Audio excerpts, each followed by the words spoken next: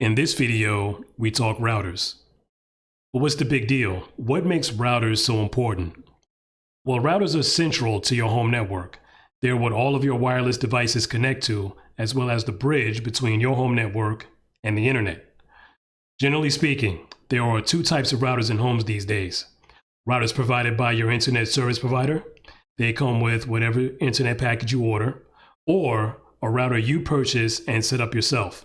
Again, it's your router that connects the devices in your home to the internet. So both types of routers do the same thing, but one is a way better choice than the other. And in this video, we'll get into why and how to go about making sure you get the one that's right for you. Technology. Almost all of us use it in one way or another, whether we want to or not. In today's information age, it's pretty much unavoidable. Technology connects us, it entertains us, and provides us with conveniences in ways that simply were not possible in past eras in history. But technology does require a certain level of know-how. And let's face it, for some of us, our know-how is something other than technology. How do we get familiar with all of the acronyms, terms, the new this or that, and tech talk that's constantly changing? This is when technology can be frustrating, annoying, and hard to make sense of. And that's especially true when it comes to buying it. Wouldn't it be nice if you could just have technology explain to you in plain English? Welcome to Technology in Plain English. In this video, we are going to show you how to buy your next Wi-Fi router. But why buy a router to begin with? Why not just use the router that your internet service provider already set up for you? To answer that question, let's talk a little bit about your home network.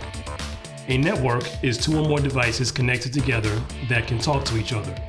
These devices also share resources, the most common resource being a connection to the internet. So if you connect to the internet from your home, then you have a home network. The rule of thumb with home networks is the 3 S's: speed, safety, and stability. Anything connected to your home network needs to be fast, it needs to be safe, and it needs to work consistently without breaking or going out of service. This especially goes for your router, and if you have one that was given to you by your internet service provider, it can probably satisfy the 3 S's to an extent, but these routers tend to be one size fits all with limited options. A router you purchase and set up yourself can be tailored to your specific home network and satisfy the 3 S's a whole lot better. That said, let's get into how to buy your next router. For starters, this is not your typical buying guide in that it's not instructional. Instead, the point here is to make sure you know what the acronyms, terms, and features are when it comes to routers so that you can pick the one that's best for you. So, what is a router? What does it do? Why do you even need one? A router is a device that passes information between two or more computer networks. In the case of a home network, those two networks are the internet and your home network. Yes, the internet is considered a network, and that's really all it is. It's one big giant computer network. A router sits in between your home network and the internet while it routes or passes information between those two networks. A wireless or a Wi-Fi router connects devices to a network without using wires. So in your home network, your wireless router connects all of your wireless devices to your home network while it routes information between your home network and the internet. How fast your router is able to do this is known as network throughput. The higher the network throughput number, the faster your router can put data through the networks it is connected to. Network throughput is measured using a basic unit called a bit. The term bit is shorthand for binary digit, which is either a 0 or a 1. A bit is the most basic unit of information there is. We've used the penny analogy in other videos on this channel, and we'll use it again here. A bit is to information what a penny is to the change in your pocket. Just like there's no smaller denomination of pocket change than a penny, there's no smaller denomination of information than a bit. Network throughput is determined by how many bits can be moved from one device to another each second. or BPS, or bits per second. You may have also heard the term bytes. Bits are not to be confused with bytes. The two are not the same thing. Bits measure network speed, whereas bytes measure file size. And we're not even talking about file size in this video. This is all about networks and network speed. Therefore, we're talking bits. Getting back to network speed, the network throughput, that's usually measured with a prefix in front of it or in front of bits per second. Those prefixes are kilo, which stands for 1,000, mega, that stands for a million, and giga, which means 100 million. These days, network throughput is usually measured in megabits per second and gigabits per second. You'll see that as Mbps or Gbps. Again, we're talking about how fast bits can move from one device to another. So how do those megabits or gigabits move from your router to your wireless devices? Routers do this using bands. Bands are like radio stations that devices tune into in order to connect to your router. You'll also sometimes see bands referred to as frequencies. They're the same thing. And there are only two of them, the 2.4 gigahertz band and the 5 gigahertz band. The 2.4 gigahertz band is the slower of the two, and it's the most commonly used and can reach the farthest. Pretty much every wireless device on the market nowadays can tune in to the 2.4 gigahertz band. However, it does not support a lot of the features that the 5 gigahertz band can wirelessly. 5 gigahertz, or the 5 gigahertz band, is the fastest of the wireless bands, but it doesn't reach as far as the 2.4 gigahertz band. Devices have to be closer to the router in order to use this band. However, it supports more wireless features. So, when you see a single band router, that means it only supports the 2.4 gigahertz band. These tend to be some of the cheapest routers on the market, by the way. Routers that support the 2.4 gigahertz and 5 gigahertz band are known as dual band routers. These routers are wide-ranging in price depending on their features and are for people who have devices that can tune in to the 5 gigahertz radio in addition to the 2.4 gigahertz radio. Tri-band routers also support the 2.4 gigahertz and 5 gigahertz bands. But wait a minute, you say? I thought there were only two bands. How can there even be such a thing as a tri-band router? In addition to the 2.4 gigahertz and 5 gigahertz bands, these routers have a secondary 5 gigahertz band. That's what makes them tri-band routers.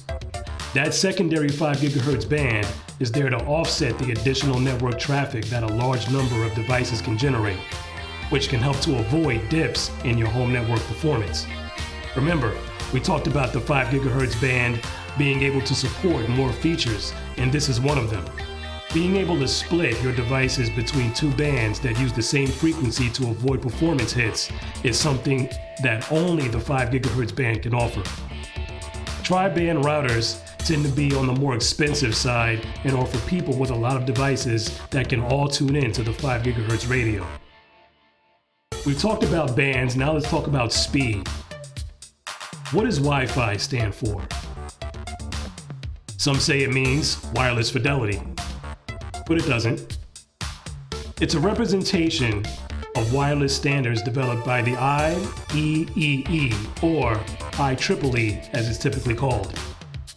That's the Institute of Electrical and Electronics Engineers, which is a worldwide body described as the world's largest technical professional organization for the advancement of technology.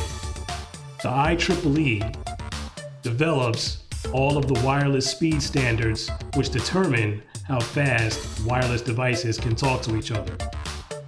All wireless standards start with the numbers 802.11 followed by a letter.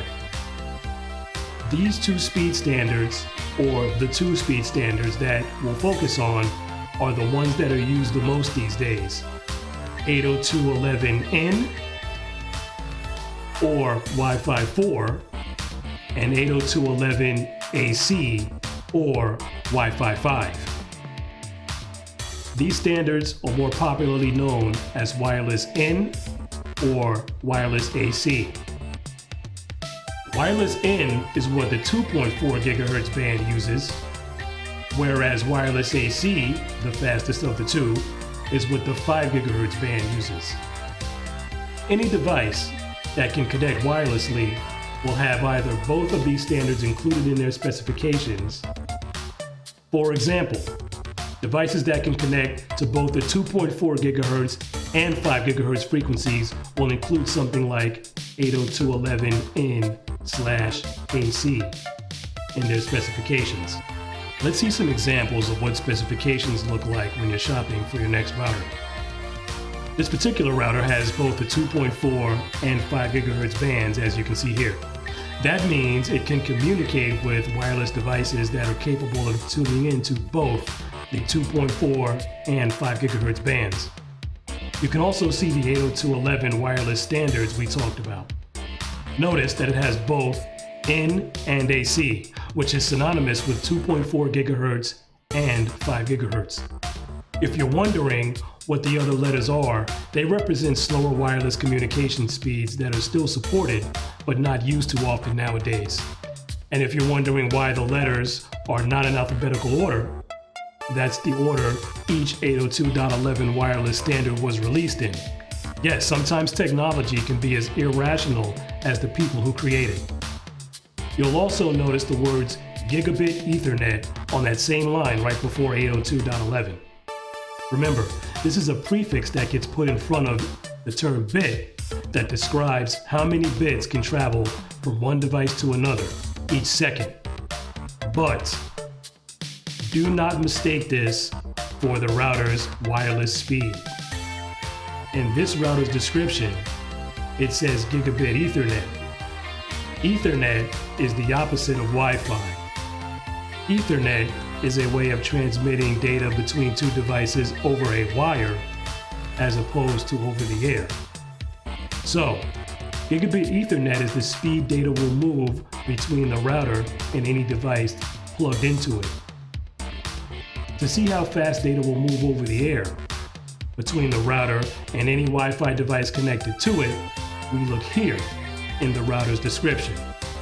That AC 1750 stands for wireless AC or the 5 GHz band, and 1750, 1750 megabits per second.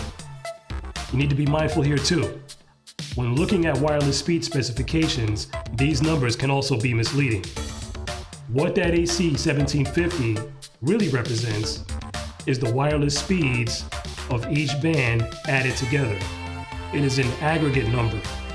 In this case, the 1750 megabits per second means 450 megabits per second over the 2.4 gigahertz band or wireless N, and 1300 megabits per second over the 5 gigahertz band, which would be wireless AC. And this is a dual band router, which means there's no additional 5 gigahertz band to add in. So let's take a look at a tri-band router that does have an additional band. Right off the bat, you can see this one is more expensive and seems to have more features.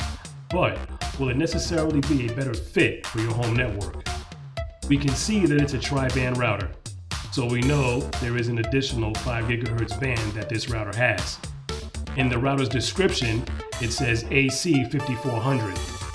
We know the AC denotes the 5 gigahertz band, but does the 5400 mean that it can communicate wirelessly at 5,400 megabits per second?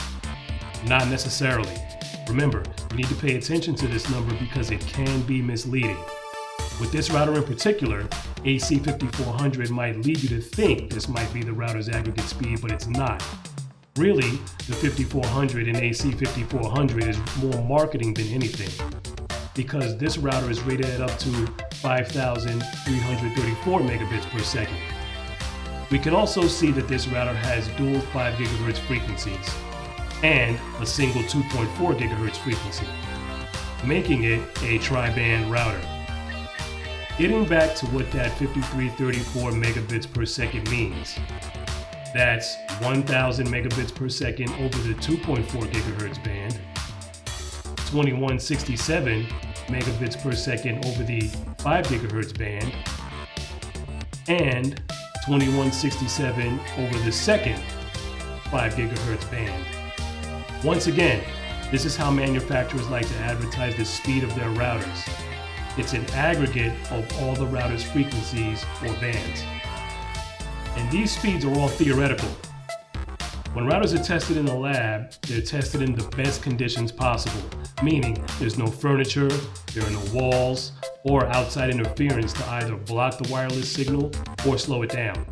The actual speeds we see in the real world tend to be slower, because let's face it, none of us live in a lab. Next, we'll talk about MU-MIMO, or multi-user, multi-input, multi-output. Devices on your home network can only talk to your router one at a time. So when there are more than a few devices, they all have to take turns.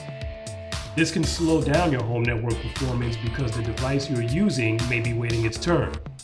MU-MIMO addresses this problem by making it possible for devices to talk to your router simultaneously, 4 devices at a time to be exact.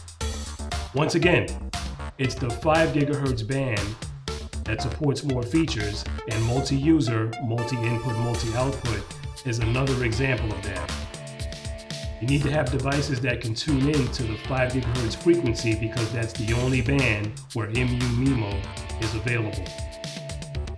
As far as wireless standards go, we've talked about wireless in and we've talked about wireless AC.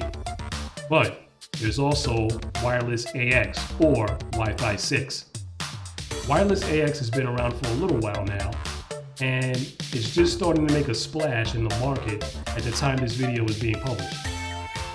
The 2 main reasons wireless AX exists are speed and efficiency. It doesn't introduce any new bands, but it does pick up where wireless AC left off. For example, wireless AX has faster wireless speeds. It also allows up to 8 devices to communicate with the router simultaneously instead of MU-MIMO's 4. Plus, wireless AX is compatible with both the 2.4 gigahertz and 5 gigahertz bands. It can also help preserve the battery life of wireless devices by letting their Wi-Fi antennas go to sleep when they're not communicating with the router. In order to take advantage of a wireless AX router's features, your wireless device needs to support wireless AX. So what can you expect to pay? Generally speaking, routers that are marketed as AC3000 and up tend to be on the upper end of the market. Same thing with any router that supports wireless AX. These routers tend to be tri-band routers, and you can look to pay close to $200 and up for one of these models. Routers at AC2900 or less tend to be on the lower end of the market. These routers tend to be dual band routers, and you can find one of them starting at under $100. Hopefully this video has been useful in helping you make an informed decision, or at the very least, hopefully it's been useful in helping you understand routers a little bit better. Join us on the next one, where we will explain technology in plain English. Thanks for watching. If you like this video, click the like button and let us know. If you'd like to subscribe to this channel, click the subscribe button. Also click the notification bell, set it to active so you'll be notified when new videos become available.